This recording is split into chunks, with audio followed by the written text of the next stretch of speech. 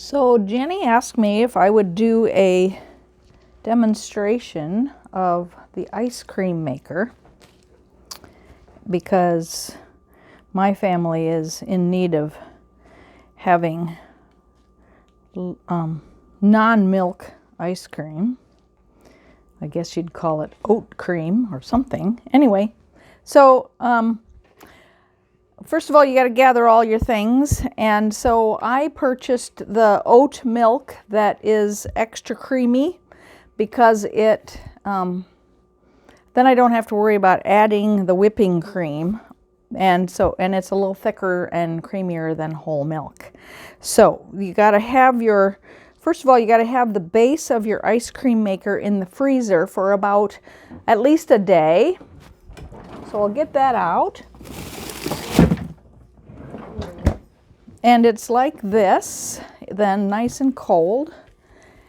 And then it calls for 2 cups of whipping cream, which I don't know if I'm coming through on the there. I'll tip it up a little more. And now it looks like I'm maybe there. So 2 cups of whipping cream, which I'm just going to use the stuff that I have. 2 of this. And I think you're actually supposed to pour it through the top. But the way I did it the last time, was that I just added that much of it there. And then I added the other cup that's supposed to be whole milk. I added later at the top. So it's there, ready to go. And then it calls for half a cup of sugar. And we really don't need that much sugar. So I use 1/4 cup of sugar. I put that in there.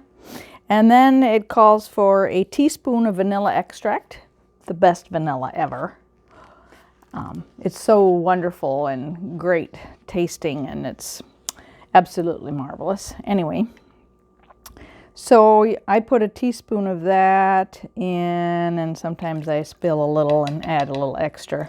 And then I used that to kind of stir up what was in there already, because the sugar needs to be a little bit stirred in, or at least I thought so. So it says to just combine all the ingredients in your batter bowl, so I'm not following the directions. Leave it to me to be a rebel, right? Sorry, Jenny. Maybe you shouldn't have asked me to be doing this demonstration because I don't always follow the directions the way that it says. Anyway, you're supposed to whisk it for a minute in the batter bowl to try to get everything. And let's see if I have enough cord. This is my cord for doing my church services so that you can hear me well. It looks like I do. And this is the mini whipper. It's the best whipper ever, so that you can whip up with that. I forgot I needed that, so I would have had it out here otherwise. And I whip it up really good. And then it says to put it in the refrigerator for 30 minutes or until the mixture reaches 45 degrees. And I had everything in the refrigerator already, except for the sugar, of course. Because everything should be really cold. In fact, it's probably 37 degrees because that's where I keep my refrigerator. So I think it's cold. And so then you take the bowl from the freezer and you add all this stuff in there. And then you put the beater, comes like so, into into your top. And get that into the bowl and down onto there. Oopsie. This is what I struggled with before too, is that I couldn't figure out where the latchy is, because I struggled with the latch. It's in there somewhere. It's supposed to clip. There it is. I found it. And I got the beater in the wrong place, so I got to move it just a little. There we go. Get it down onto there. There it goes. And it clicks down and snaps.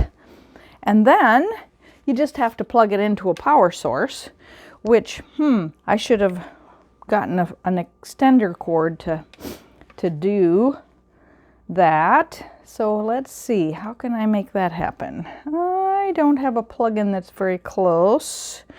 I'm going to move the milk and see if you can come with me over to here while I move across the kitchen. It's going to be kind of weird looking because you're moving with me as I'm going across the kitchen. And then I'll put the phone down just a little bit more. There we go. All right, so here we are here. Move my water jug. That's my seminary water jug. And plug it in. Okay, and then you turn, oh, I should have my glasses. You turn on the power button. Up here on top you can see that it says power and it says timer. And then you push the timer until it says 20 minutes. It tells you it's supposed to be 20 minutes. I actually ended up doing another 15 after this one got going because it wasn't, let me scramble over here quick. It wasn't quite enough. And so then I'll pour in, as it's mixing, you can pour in the other cup as it's going around and round. And really that's all there is to it until the timer goes off, and then you can kind of tell how is it looking in there, and maybe I'll come back and let you see it. But you can see it's going round and round, and you can't see really well probably that the edges, maybe you can see a little bit if I tip it just right there. You can kind of see as it whips it around, it almost sticks against the side because it's frozen there. And it really is, it's quite good stuff. But it takes it, like I said, it's still got another 18 minutes and 45 seconds to go before it even starts to get really thickish looking. And of course then, once you get that part of it to that point, then you got to have one of the other cute things that you need. I'll get that out of the cupboard here. This is the frozen food holder thingy dingy. I don't know what it's really called. Jenny, you'll have to do that and tell them what it is. Anyway, it's a metal pan that comes with the lid that snaps onto it. And that, then you put the ice cream into here, and that way it will freeze harder. Now, my grandchildren don't like to wait for it to get more.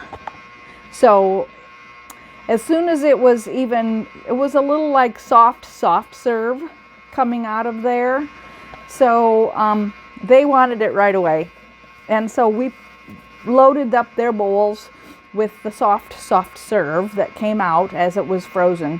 And then the rest of it we put in here and put it in the freezer so that the next time when they wanted some, we were able to dig it out. And actually the very first batch still has a little, maybe 2 tablespoons left.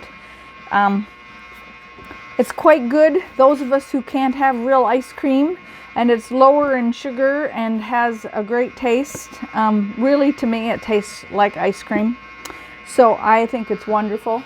I was trying to see if you could see anything at all in there. I'll show you one more time what we're seeing from this side.